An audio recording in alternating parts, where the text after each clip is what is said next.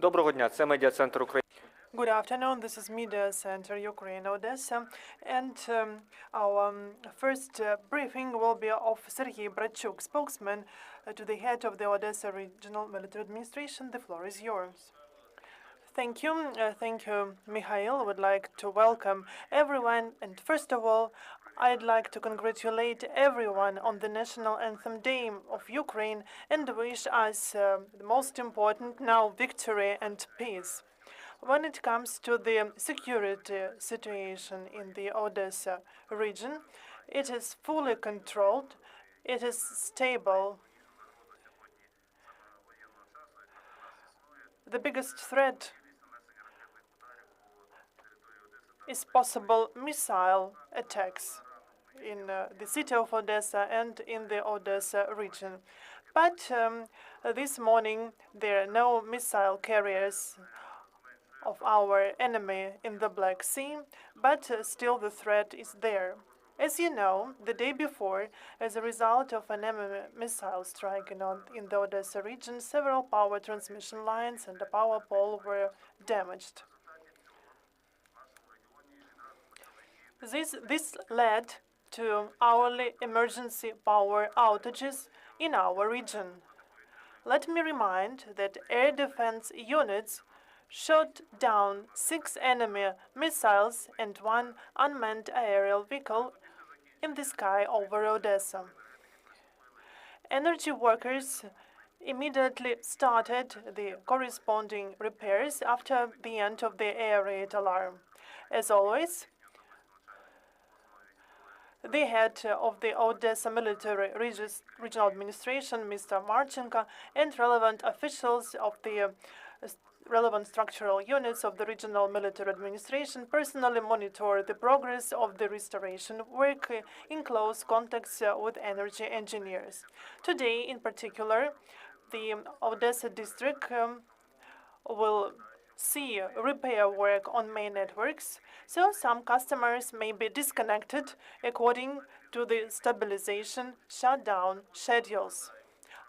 I would also like to remind that on the 6th of March 2023, and it is very important, by a joint order of the Odesa Regional Military Administration and the Odesa military units in the relevant inland water basins of the region, taking into account the security situation and also to attract additional revenues to the economy of the region, created additional permit areas for the possibility of fishing for biological resources. But we are talking here, and I'd like to emphasize this, the inland water basins, and this information was communicated to the relevant parties. So please follow the rules envisaged by the order. As for information hygiene, a few days ago, the so-called spokeswoman of the so-called Ministry of Foreign Affairs of the Russian Federation, Zakharova, stated the following, and I'd like to quote her. The ports of Odesa and Chornomorsk participating in the grain deal could be used for the delivery of radioactive materials to Ukraine. She also promoted the thesis in the information environment that the Russian Federation, a terrorist country, warns Kyiv against reckless actions that threaten the lives of thousands of people. This is a quote of a liar, Zakharova. Russia's claim, the aggressor and terrorist country, that Ukraine received radiological material for provocation with regard in particular to so-called Nostria, is fake news. Ukraine strictly adheres to the principle of non-proliferation of nuclear weapons. Don't be fooled by the Russian propaganda. And I'd like to remind that Russians often blame others for what they are planning or implementing. Thus, they create so-called information alibi. And we could see this with regard to so-called Transnistria. Please need official sources of information. And as for the yesterday's missile attack, I would like to thank all residents of the city of Odessa and of the Odessa region, because after monitoring social media and the relevant channels, pages, we have not found mass information about the places of strikes, and I hope that this will become a rule for our region on the 9th year of the war. Finally, I'd like to add that the critical infrastructure of Odessa is operative, provided with everything needed. Of course, here I mean the social area, maternity hospitals, general hospitals. The defense forces are performing relevant combat tasks, including the protection and defense of the state border of Ukraine in all areas. The part which is here in the Odessa Oblast. I'd like also to remind about the recruitment campaign to the offensive or assault guard. We have been fulfilling all our liabilities, and I would like to thank women and men who are ready to join the offensive guard.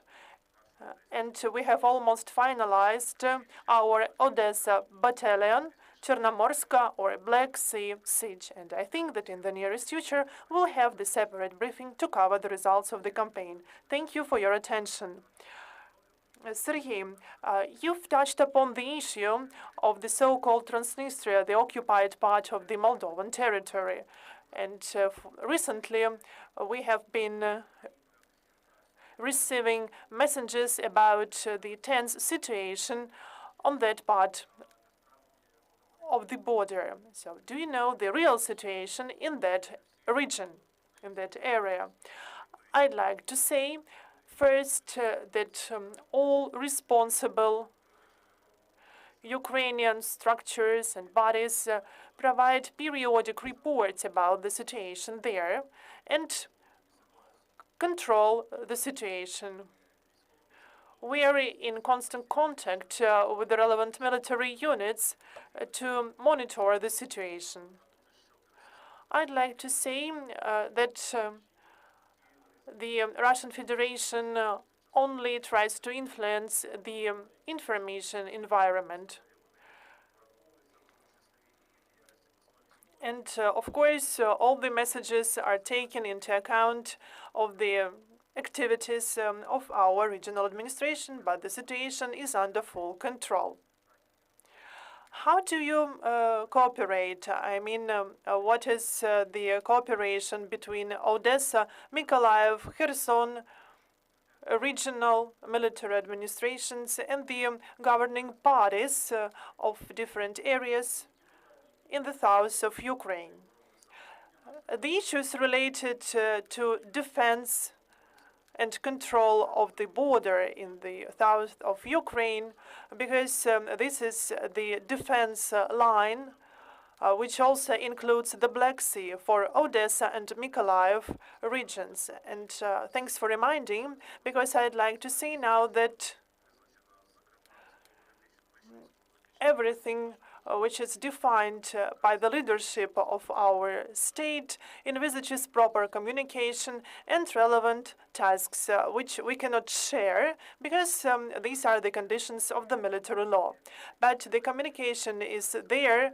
The southern regions of Ukraine are protected, and I hope that in the future we will see the liberation of all our temporarily occupied territories. So the cooperation and communication are very efficient. And Mihaila, I'd like to remind also about the Black Sea.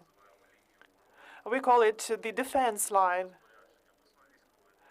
All the orders of the military command and the Odessa military regional administrations about navigating the Black Sea by boats, swimming in the sea, visiting of coastline of Odesa in the prohibited areas is very important. So I would like to remind that we need to follow all the rules and regulations to protect our own lives and the lives of our relatives and close ones, because the mine threat is still there. Thank you for your attention. And now I have one more question to you. So the summer is there, and before the big war, summer was the special time for Odessa because a lot of people used to come here. Are there any negotiations now between local authorities and enterprises, businesses, and civil society as for further activities on the Black Sea coast? So we will be able to share details a bit later, but I'd like to say that we have now the experience of previous year.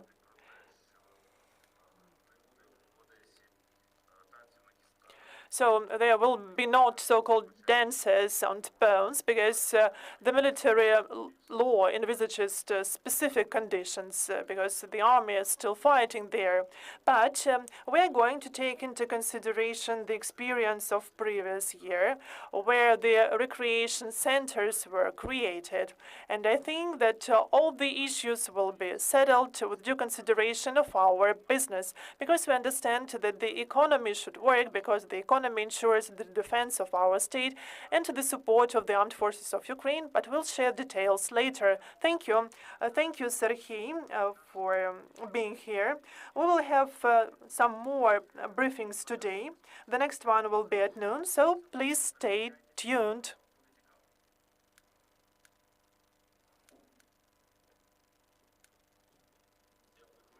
Спасибо.